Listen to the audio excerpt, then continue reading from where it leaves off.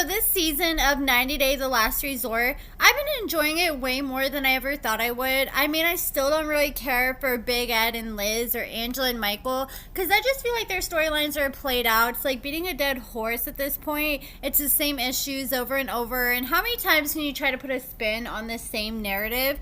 But I think I've been the most invested in Kalani and Asuelu's storyline and Molly and Kelly. I'm not gonna lie, I've been a little frustrated with Molly and Kelly this season because I feel like they're holding back on a lot of information. I feel like they had some kind of agreement because the whole situation where Kelly allegedly put hands on Molly's daughter, this happened 2 months before they even went to the resort. So I feel like they had an agreement like, you don't bring this up and I'm not gonna bring this up. But you can tell that Molly and Kelly are biting their tongues a lot, not expressing the full story and truth. So I decided to piece together a timeline so we can go back and look at what happened and when it happened and talk about things that weren't talked about on this show. And I mean, Molly's still at the resort right now as of where the show is at in this season. But Kelly already left in the last episode, so he's not going to talk about any more of their problems. And I doubt that Molly ends up bringing up any of this.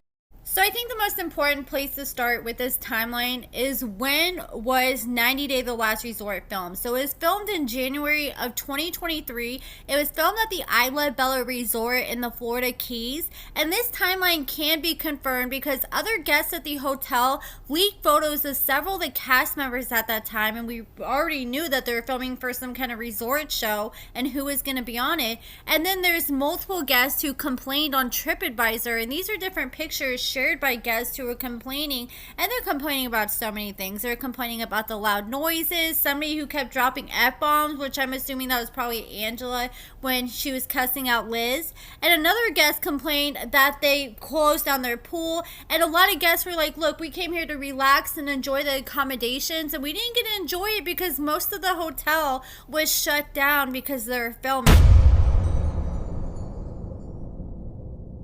So they filmed in January 2023, and in February, Molly's manager spoke with In Touch and confirmed that they had split up in November, so they're already broken up for 2 months when they decided to film on The Last Resort. And yes, they were last-minute replacements when the crew was scrambling last minute to replace someone after Cole ended up breaking his leg and him and Vanessa were originally supposed to be on the show. So Molly's manager came out right after they were done filming for The Last Resort and confirmed that they had already been broken up for 3 months. And her manager also told In Touch that close to Thanksgiving in 2022, Molly decided that it was best for her to end her relationship with Kelly due to unhealthy stressors, challenges, and odd aggressive behavior. So Molly's manager claimed that Kelly was frequently having all these private and public outbursts, and Molly said that the concern started to grow more and more, but they started to have a lot of issues as soon as he retired and moved to Georgia, and that's been confirmed on this season. But Molly, she also said that she had lost 40 pounds, and that was becoming an issue in their relationship because she was getting a lot more attention from men on social media, and Kelly wasn't feeling that at all. So the manager claimed they broke up just days before Thanksgiving. And Thanksgiving in 2022 was on Thursday, November 24th. And Molly's manager claims they broke up right before then. And the incident that occurred allegedly at Molly's place of employment happened on November 21st, 2022. So it sounds like they ended up splitting up that same day the whole incident with Olivia happened. And we're about to touch more into that. So Olivia claimed that Kelly had chokeslammed her, and Kelly came out and confirmed that this whole incident did happen on November 21st, 3 days before Thanksgiving, and he said what happened was an unfortunate verbal incident that we as a family expected to remain private. He said it's disappointing that Olivia chooses to make the incident public 3 months later, and he said the timing was interesting. So now let's go ahead and take a look at what happened 1 month after they were done filming in February of 2023.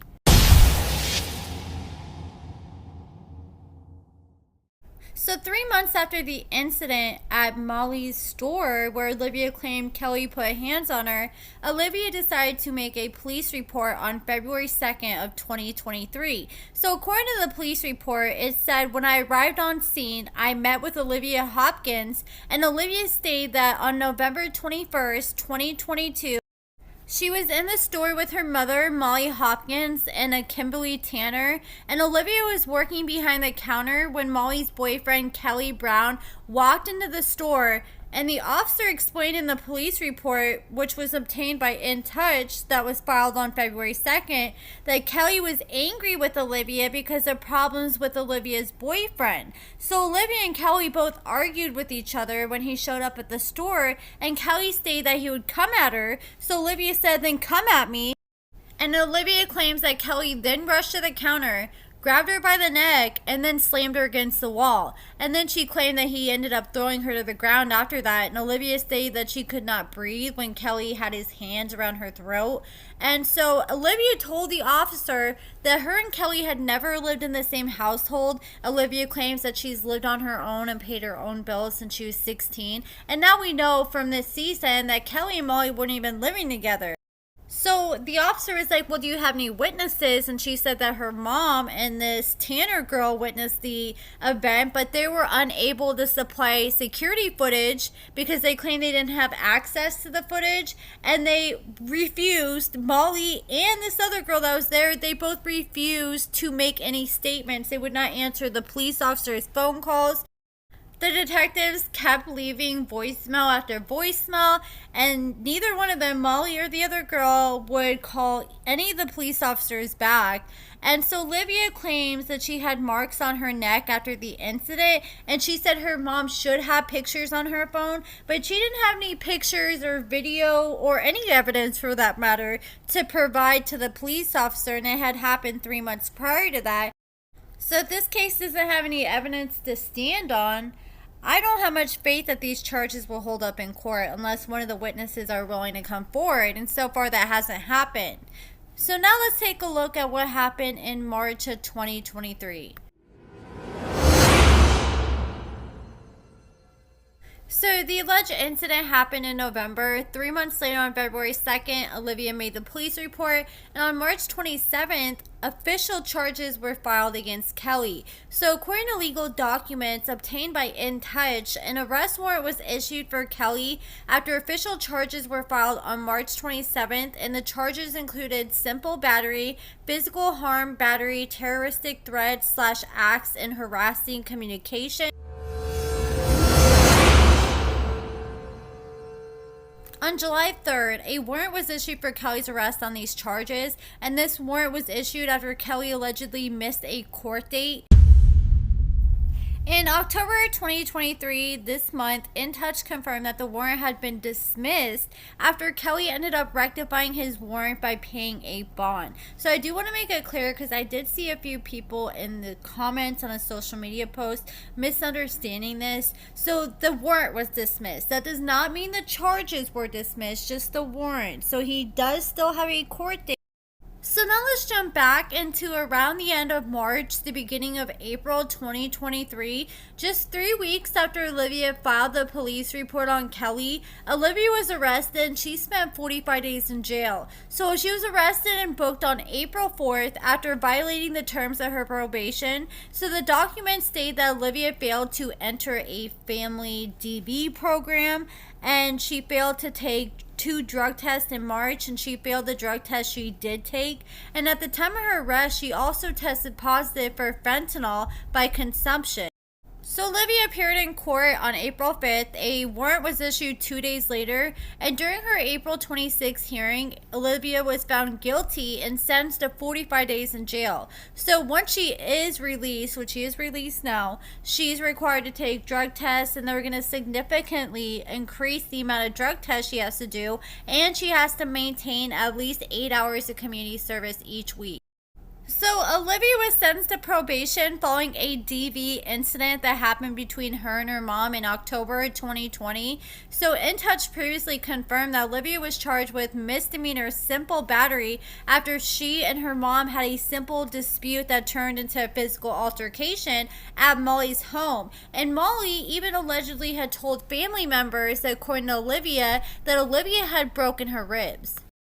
So I was doing a lot of research for this video, and I did come across a live stream Olivia did a few years ago where she claimed that she moved out when she was 16. She started paying her own bills, and she said she grew up pretty lonely, and she's now realizing that her mother wasn't really there for her in her life. So she claims that Molly would have no problem footing the bill for something and paying for things to buy her love and affection. Like she would pay for her sports, for her field trips, and even spring break. But Olivia said her mother was never there. She would never come to any of her sports events, never come on any of the vacations, her field trips. And that's what Olivia said she wanted more than anything. So Olivia said that she spent a lot of time at home alone growing up. She claims her mom was always working and rarely home. And Olivia, at 7 years old, claims she was home alone by herself and she was starving. She didn't have no one there to make food for her, allegedly, according to her. And she said she tried to make chicken nuggets and she ended up setting the microwave on fire because she didn't know no better. She thought that there's no way a microwave can cook faster than an oven, and she ended up putting chicken nuggets in the microwave for 25 minutes. And the next thing you know, it caught on fire. And thank God, it could have been a lot worse than it was, but she ended up figuring it out. But that is just not a good situation, if that's true, to put a 7-year-old in, because a 7-year-old does not have enough logic and reasoning on how to handle those type of situations. There were also screenshots that came out, but I don't know how true these are.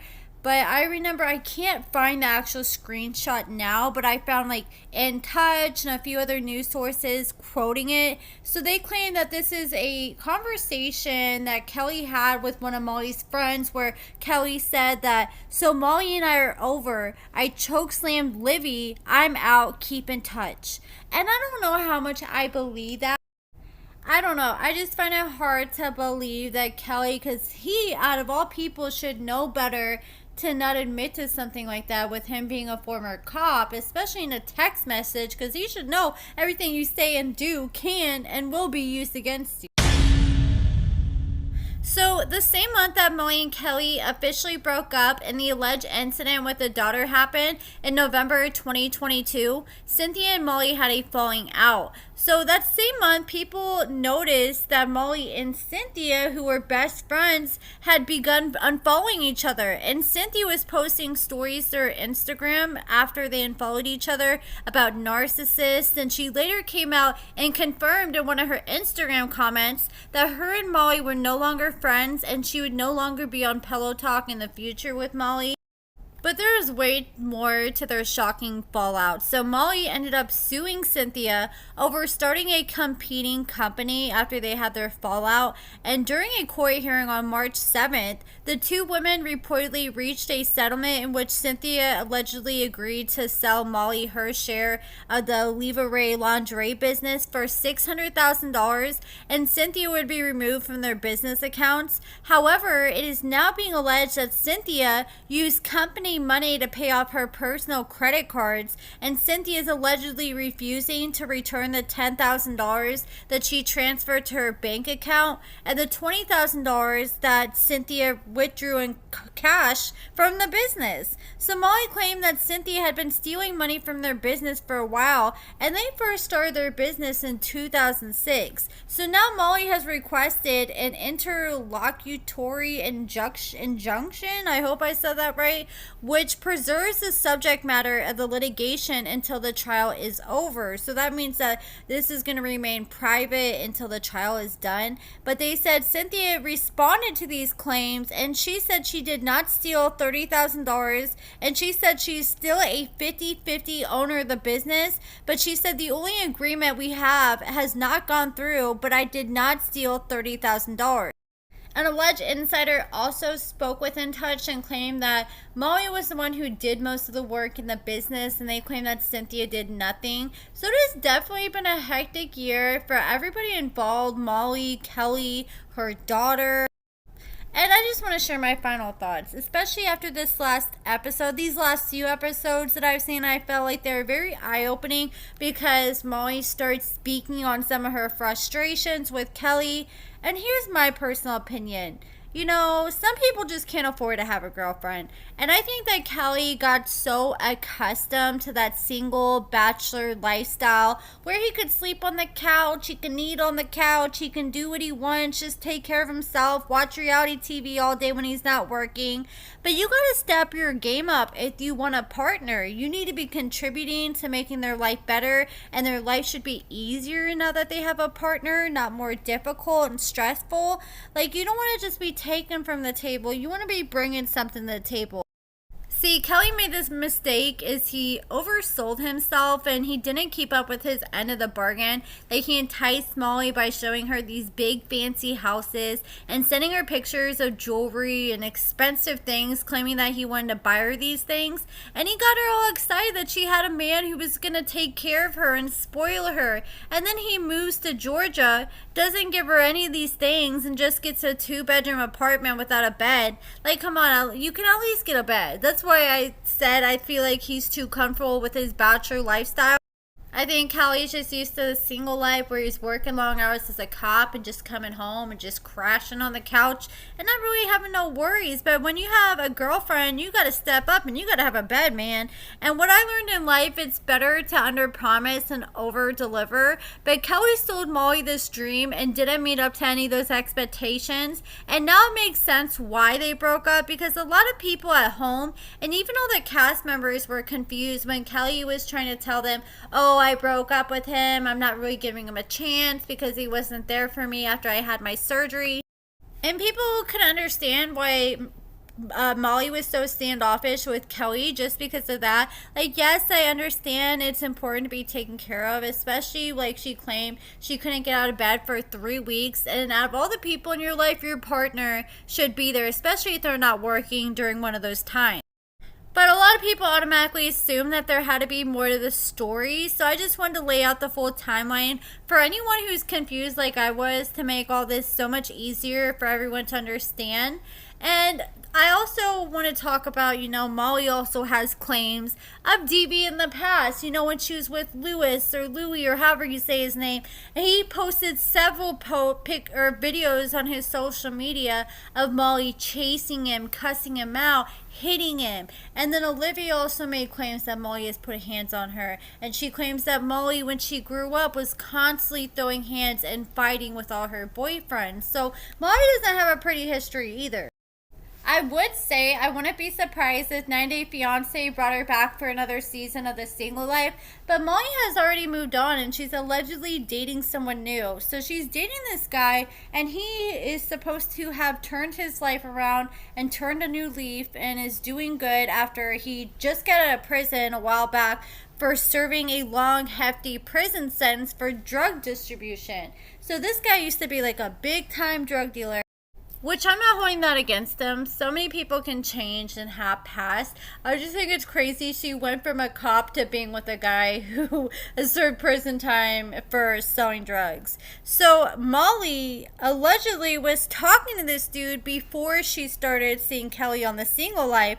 And whenever they decided to film and start talking, she promised Kelly that she had blocked this dude and she had cut off all communications with him. And then Kelly had found out later on that Molly was talking to this dude throughout their whole relationship, and he even claims that during their time in the resort, when she's supposed to be working on their problems with them and she's so standoffish, that she was spending time texting this dude and making plans with him. But that's it for this video, guys. I'm sorry this video is so long. I just wanted to lay everything out for you guys and make sure I cover all the updates and as much as I could find of what's happened this past year. So let me know what you guys think about everything in the comments below. Make sure you check out my lashes and my cosmetics at AccordingtoAmber.com. You can use code AMBER, all capital letters, and you can get free shipping on all orders over $35. I have everything from everyday, more natural lashes to the more bold and dramatic looks. So there's something for everybody. I also sell lip gloss, lash glue, other lash products. So check that out if you're interested. Give this video a thumbs up, subscribe, and thank you so much for watching.